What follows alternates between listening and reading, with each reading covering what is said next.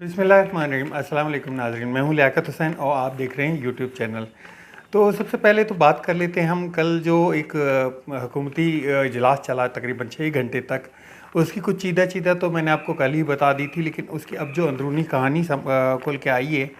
तो जो पीडीएम की जमातों का इजलास चल रहा था वो उस पे चल रहा था कि जी एक तो इमरान खान साहब के ऊपर बैन लगाया जाए, जिसके ऊपर पाकिस्तान पीपल्स पार्टी और एक जो जमात है उसने जो है वो इससे इनकार कर दिया और इस चीज़ को मना किया इस कार्रवाई से। दूसरा, इलेक्शन के हवाले से बात हुई। इलेक्शन में जो बयानिया है उनका वो चल नहीं पा रहा और इलेक्शन में जाना तो मजबूरी बन गई है। और इमरान खान साहब की मकबूलियत के ऊपर बात हुई। जो survey report, intelligence survey report है, वो ये है कि इमरान खान साहब केपीके और पंजाब से जो है 2/3 से ज़्यादा मेजॉरिटी हासिल कर रहे हैं और उनका बयानिया जो है वो किसी तरह से कंट्रोल में नहीं आ रहा। उसके ऊपर कुछ इजहार नाराज़गी भी की गई कई जगहों पे। लेकिन इनका प्रॉब्लम ये कि इमरान खान साहब को कंट्रोल नहीं कर पा रहे। कंट्रोल कैसे नहीं कर पा रहे? इनका अपना जो एक बयानिया है ना, वो बयानिया खड़ा नहीं हो पाता। वो जो भी बयानिया बनाते हैं, कभी एक्स जो जर्नल्स हैं उनके ऊपर बना देते हैं, कभी रिटायर्ड जजेस के ऊपर, कभी हाजिर सर्विस जजेस के ऊपर बना देते हैं और वो बयानिया जो है वो 15 मिनट या आधे घंटे भी नहीं खड़ा होता। इमरान खान साहब के ऊपर कभी दहशतगर्दी के पर्चे काट देते हैं। आज भी इमरान खान साहब की हाज़िरी हुई, पेशी थी हाई कोर्ट में, बग़ैर काफ़िले के, बग़ैर प्रोटोकॉल के, बग़ैर सिक्योरिटी के वो वहाँ पे चले गए, हाज़िर हो गए। वहाँ पे 2 जो केसेस थे उनमें उनको बेल मिली 27 मार्च तक और एक में 2 अप्रैल तक। लेकिन मामला ये है कि इमरान खान साहब को जिस तरह से केसेस में फंसाया गया है, जिस तरह से इन्होंने केसेस इनके ऊपर बनाए। इमरान खान वहाँ पे जिक्र करते हुए एक जगह पे बात करते हुए कह रहे थे कि 50 साल में मेरे ऊपर कोई एक केस नहीं कटा, एक केस नहीं बना। मुझे 50 साल से पाकिस्तानी अवाम जानती है। 1971 में उन्होंने क्रिकेट शुरू की थी, वहाँ से उनका आगाज़ हुआ था और अब जो है अब तक मुख्तलिफ़ फेसेस में इमरान खान साहब जो हैं वो आवाम के सामने ही रहे। शौकत खाना नमल यूनिवर्सिटी हो, अलकादर यूनिवर्सिटी हो, इनके हवाले से, चंदा फंड रेजिंग के हवाले से, क्रिकेट के हवाले से, वर्ल्ड कप के हवाले से, उस दौरान कोई एक पर्चा नहीं कटा। इन 6 से 7 महीनों के अंदर इमरान खान साहब सेंचुरी कर गए हैं मुकदमात की। अब इतने हालात ये हो गए कि अब वो उन्होंने एक जगह पे बयान भी किया कि मैं रोज़ाना अगर पेशियाँ भुगतता रहूँ तो मैं अपने जो मेरी इलेक्शन कैंपेन है मैं उसको कैसे देखूंगा, उसको कैसे वो करूंगा। लेकिन इमरान खान साहब का बयानिया नीचे नहीं आ रहा बल्कि ऊपर से ऊपर ही जा रहा है। जहाँ पे इंटेलिजेंस इदारों का ये मानना है, वहाँ पे गैलप का सर्वे आ चुका है इसके ऊपर कि जी इमरान खान साहब की जो मकबूलियत है वो 61% है अगेंस्ट ऑल पार्टीज़ जितनी भी बड़े बड़े रहनुमा हैं उनके हवाले से। किसी की 30 है, किसी की 34 है, किसी की 35 है, इससे ऊपर नहीं है उनकी। और वहाँ दूसरी जगह देखें तो हम उनके साथियों को गिरफ़्तार किया जा रहा है। ज़मान पार्क पे जो हमला किया गया या जो एक तरह से रेड किया गया, उसके ऊपर जो बयानिया बनाया गया वो भी आधा घंटा नहीं ठहरा। पेट्रोल बम निकाले गए, क्लाशनिकोव निकाली गई, सब कुछ किया गया। लेकिन इमरान खान साहब जो है वो अवाम में मकबूलियत की बुलंदियों को छू रहे हैं और उनको जैसे जैसे उनकी मकबूलियत बढ़ती जा रही है वैसे ही उनके ऊपर जो है उनकी जो थ्रेट्स हैं वो बढ़ते जा रहे हैं। इमरान खान साहब बार इस चीज़ का जिक्र कर चुके हैं कि मुझे कत्ल करने की प्लानिंग है, जो मुझे पेशियों में बार बुलाए जाते हैं।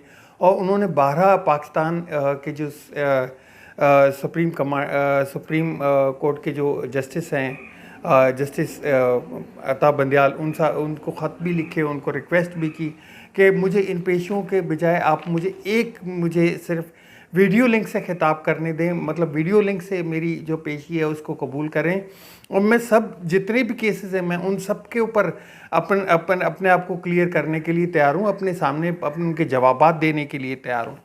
कल हसन न्याजी को भी गिरफ़्तार कर लिया गया, एक वोकल पर्सन थे, उनको भी गिरफ़्तार करके बाद में एक और FIR डाली गई, क्योंकि पहली जो FIR थी उनके ऊपर तो उनकी हिफाजती बेल मंजूर थी। उसके बाद जिस तरह से हमने देखा कि सदीक जान को गिरफ़्तार किया गया। सदीक जान को कल पहले तो सारे इदारे कह रहे थे कि हमें पता ही नहीं है कि किसने गिरफ़्तार किया, हमारे पास तो उनकी कस्टडी नहीं है। आज जब उनको अदालत में पेश किया गया तो वही हथकड़ियाँ, वही जो स्ट्रिप्स थे वही बांध के उनको पेश किया गया, जिनके ऊपर कल जो है सदीक जान ने एक बमला एक पूरा उसको एक्सपोज किया, जो पूरा ड्रामा बना हुआ था वहाँ पे, जिस तरह से नामालूम अफराद जो है वो कोर्ट के अंदर जा रहे थे, उनके हाथों में स्ट्रिप्स थी।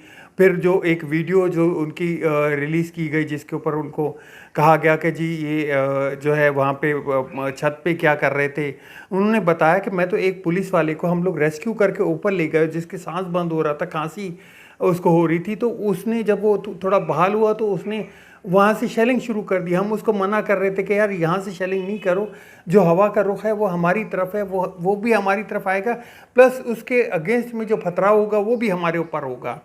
तो ये उन्होंने कहा। और बड़े मज़े का वहाँ पे जो है एक तरह से बात हुई कि जी जो वकील थे हुकूमत की तरफ से, उन्होंने कहा कि जी हमें जो 10 रोज़ा रिमांड चाहिए वो हमें इनसे शेल बरामद करने। तो उसके ऊपर पूरा एक कहका लग गया पूरा कि जी शेल क्या ये शेलिंग कर रहे थे, एक सहाफ़ी जो है उसके पास से शेल मिलेंगे। तो वो बयानिए में कुछ अजीब ही ट्विस्ट होता है। जिस तरह से पेट्रोल बम जो है वो प्लास्टिक की बोतलों में शो किया गया है, जो कि इमरान खान साहब भी इसको डिफेंड कर रहे थे, बता रहे थे कि यार इतनी बेवकूफ़ी, इतनी नकल, इतनी बेवकूफ़ी के तो तुम लोग जो पेट्रोल बम है वो भी प्लास्टिक के बना दो तुम लोग। प्लास्टिक, वहाँ कांच का टूटना ज़रूरी होता है, कांच जब टूटता है तो ही वो जो है उसमें जो फ्यूल है या जो वो है वो आग पकड़ता है। अच्छा जी, आगे चले। मैंने आपको एक पोस्टमार्टम किया था सस्ता पेट्रोल का और सस्ता आटा का। जो सस्ता पेट्रोल था वो तो कल ही फूट गया उनका। सस्ता आटा भी जिस तरह से उन्होंने एक दिन के लिए बांटा है, उसमें 2 जो जाने गई हैं, जिस तरह से ये नहीं कर पाएंगे। इनको सस्ता आटा क्या, ये फ्री आटा जो बांटने की बात कर रहे हैं, सस्ता आटा ही दे दे, यही बड़ी बात है। अवाम तक आटा मुहैया ही नहीं कर पा रही है। अवाम में आटे की शॉर्टेज है। और उसके ऊपर जो रश लगा, उसके बाद इन्होंने अपना बयानिया बदला कि जी अब हम जो है वो मुफ्त आटा के बजाय सस्ता आटा देंगे। पेट्रोल के ऊपर यही बात हुई कि जी पेट्रोल पहले 50 रुपये लीटर देंगे, उसके बाद बोला जी लीटर पे 50 रुपये कम करेंगे, उसके बाद बोला जी बड़ी जो गाड़ियां हैं 800 सीसी से उन पे 100 रुपये पेट्रोल बढ़ा देंगे।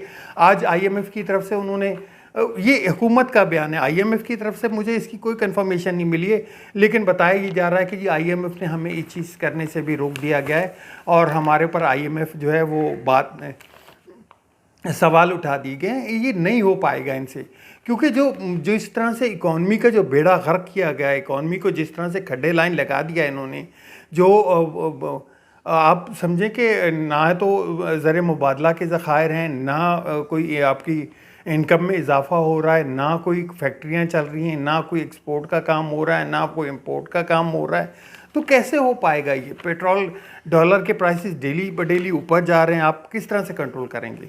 दूसरा एक और बात करता चलूँ, IMF के हवाले से जो इशाक डार साहब का बयान था कि जी हमसे पूछा जा रहा है कि ये आप ये रेंज के मिसाइल रखें, ये रेंज के मिसाइल रखें, तो उस पर मैंने पहले भी बात की थी कि जी इस तरह तो हो नहीं सकता, या ये एक बयानिया जो है वो समझ से बालातर है। इसके ऊपर काफ़ी पार्टियों ने उनको बोला भी सही कि जी आप अगर ऐसी कोई बात है तो आप पार्लियामेंट में आके इसका मुश्तरका जो इजलास है उसमें इसकी वजाहत पेश करें। लेकिन IMF की तरफ से अब क्लियर एक बयान आ गया कि जी हमने तो कोई इस तरह की बात ही नहीं की है। IMF के मुज़ाकरात जो वर्चुअल मुज़ाकरात हैं वो अभी तक पेंडिंग में। उनसे नज़रें हटाने के लिए ऐसे शोशे छोड़े जा रहे हैं कि सस्ता पेट्रोल, सस्ता आटा। भाई इलेक्शन में जाने के लिए आपको एक मजबूत बयानिए की ज़रूरत पड़ेगी, जो कि आपके पास इस वक्त तो नज़र नहीं आ रहा। हाँ, यही है कि आप इमरान खान साहब को किसी तरह से बैन करें। बैन भी क्या करेंगे, जब उनके दिलों में ही वो रहते हैं, आप उनको जेल में डालेंगे तब भी इमरान खान जो है वो खुली अक्सरियत से जीत के आएंगे। दूसरा एक चलेंगे जनरल बाजवा के हवाले से। जनरल बाजवा साहब ने एक बयान दिया है एक जर्नलिस्ट को, उसके ऊपर खैर मैं पोस्टमार्टम लंबा करूंगा ज़रा सा थोड़ा, उसके ऊपर हम एक अलग से व्लॉग करेंगे। उन्होंने कहा कि जी रिजीम चेंज जब हुआ था, हमने जो इमरान खान साहब को शिफ्ट करना था, इमरान खान साहब के ऊपर से जो बयानिया बनाना था, वो इतनी जल्दी में हुआ कि वो जो इस्टेब्लिशमेंट मीडिया था, जैसे कि अरशद शरीफ हम बात करते हैं कि अरशद शरीफ ने हर जंग के ऊपर, हर जो ऑपरेशन हुआ पाकिस्तान का, जहाँ पे भी हुआ वो पाकिस्तान के जो इस्टेब्लिशमेंट है उनके साथ रहे। वो उन्होंने मतलब वो एक समझ लें कि जी डॉक्यूमेंट्री जिस तरह से जर्नलिस्ट थे वो थे, हर चीज़ का एविडेंस देते थे। तो उनका कहना ये था कि जी हमने ये बहुत जल्दी में शिफ्ट किया और इसमें ये हुआ कि हमारे साथ जो मीडिया है वो वहीं रह गया, मीडिया हमारे साथ नहीं शिफ्ट हो पाया। हमें ये आहिस्ता आहिस्ता से करना चाहिए था और मीडिया को साथ लेके ये करना था। तो ये अभी उनका बयान आया, तो इनका एक पहले भी बयान आया था कि जी जो तलत हुसैन साहब के हवाले से कि तलत साहब के पास जॉब नहीं थी, वो मेरे एक कज़न के हवाले से मेरे पास आए तो मैंने उनकी जॉब का अरेंजमेंट करा दिया। तो ये बातें अभी बहुत खुलेंगी। सच जितना भी हो आप वो बाहर निकल के रहता है। आप भले अंदर कमरों के मीटिंगें करते रहें, कुछ भी करते रहें, लेकिन जो है ये एक तरह से आवाम के सामने आएगा ही। अब तक के लिए इतना ही, मिलते हैं नेक्स्ट व्लॉग में। मेरे अपना और अपने दोस्तों का ख्याल रखिएगा, अपने चैनल का ख्याल रखिएगा। अल्लाह हाफिज़। पाकिस्तान जिंदाबाद।